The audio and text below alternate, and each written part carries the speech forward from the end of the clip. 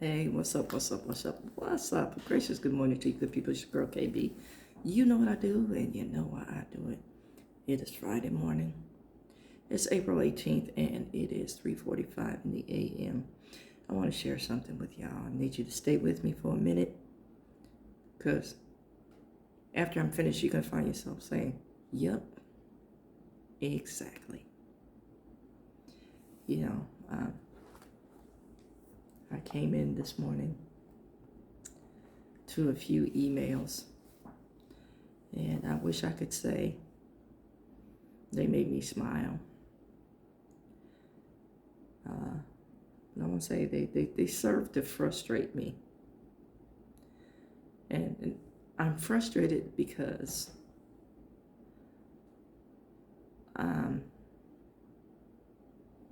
they tap into, I want to say, a trope that is consistently perpetuated, but very rarely spoken. You know, I'm the type of person, and I've shared this, I call stuff out. Call a thing a thing. I'm not going to tap dance around it. I am not going to be mealy-mouthed about it. And I think that's part of the problem. You know, see, because it taps into the trope of the angry black woman. Because people don't expect you to be brutally honest about anything. You know, told you, the phrase dysfunctional peace, or because we'll lie about something to make people feel better, and we'll call it I'm being tactful, or we'll sugarcoat something and then be, I want to say, cutthroat on the under. And see, if I can be brutally honest with myself and tell the truth on myself, because yes, I have messed up. I have messed up in epic proportions. But I've also had the wherewithal to come back and say I messed up. I also have the wherewithal to say, it has damaged some relationships. And I have to accept that it has damaged some relationships. See, I don't use phrases like my truth, because that means I'm going to hold on to this lie or this position. However wrong it is, it's my truth. I'm speaking my truth. That irritates me. See, when your truth corrupts things, is it the truth? I need you to think about that. When your truth corrupts things, is it the truth? Because the truth is upstanding, and the truth supports. The truth is an underpinning for things, and other things stand on the truth. Not your truth, but the truth. Again, your truth means you're going to hold on to a position. Your truth means it's true for you. It may not be true for everybody else, but the truth is the truth for everybody. See, truth is not subjective.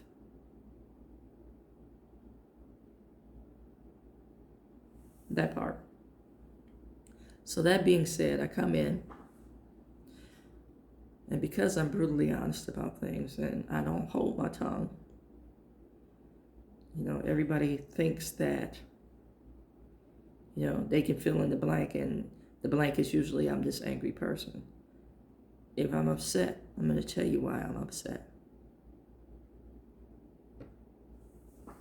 And whether you choose to get it, that's your choice. See, I'm going to walk away knowing I said what I needed to say. I'm going to walk away standing on the truth. Not my truth, but the truth. Because like I said, I can call my truth out and say this is dysfunctional. That part. When you tell the truth, you are disliked. Because again, we have learned the art. Now, yeah, I want you to stay with this because this is also a political statement. We have learned the art of the deal. And that's that dysfunctional, that lying, that handling people, that managing people. I'm not good at that, baby. That's not part of my calling. That is not my purpose. You know, that's why you have henchmen and minions. And don't count me as one of them. And if you're unclear as to what I'm saying, then get in the habit of asking me to clarify. I shared, I think it was last week, a situation where an individual who is in the position of having to be liked by everybody, you know, I have to have this, I want to say good neighbor, congenial kind of presentation. I'm not that person. I don't care whether you like me or not. I was somebody before you rolled up. That part. So they stepped in and took over an entire situation, which irritated me to no end because I was present and already dealing with the situation. But because your ego and how you have to be seen was attached to it, you took over. I stepped out of it. Baby, have at it. But that doesn't mean it didn't upset me. So I said as much. Don't step into something that I was already in. In other words, being more street, stay in your lane. That person took exception to how I told them to stay in their lane. Not about what they did, but my telling the truth about the situation. You stepped in and stepped over me like I wasn't there. Then that same individual spoke to me like I was the problem. Never asked what they did. So my anger was just totally irrational to them. And then they did what they thought was a good enough apology, or trying to get to the crux of the situation by saying, oh, I might as well get this over with. Now I'm hearing this. First of all, you said you didn't like me telling you to stay in my lane. So that was a problem. Never asked what you did to offend me in the first place. My telling you that you did something was problematic for you. Save your tears, save your tears. I need you to keep that energy when you intruded on something. So now you're the victim. Save your energy. I want you to remember this. So then now you come back. And it's not a genuine apology. I might as well get this over with. Already says your positioning.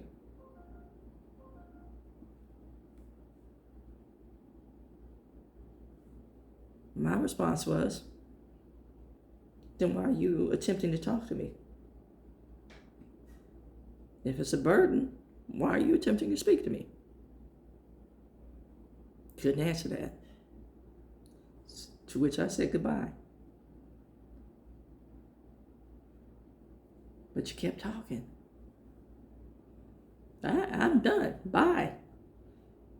You know, there's no sincerity in what you're saying.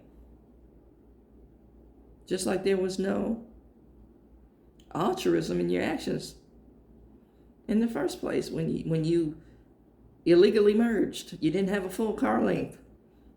I was in the lane. You caused an accident.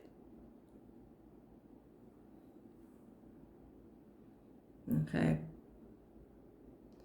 So then, rather than deal with the dismissal, I'm done. There's nothing attached to this. You don't hear yourself talking. The next response was, maybe you need to look at yourself. Okay. So now, more salt in the wound. My telling you the truth about what took place was problematic. Now I'm supposed to just roll over and, like the intrusion, I'm supposed to just suck it up and embrace this lack of altruism and authenticity and say, okay, no. You demonstrated the core of the connection, and you failed to see that you demonstrated the core of this connection. Like I said, there's no altruism and there's no authenticity in what you're saying. Keep that energy. You're going to need it. So, that being said, if you're going to tell the truth, both on yourself, first and foremost, and then as a practice in life, be prepared to be ostracized. Be prepared to walk solo. Boom.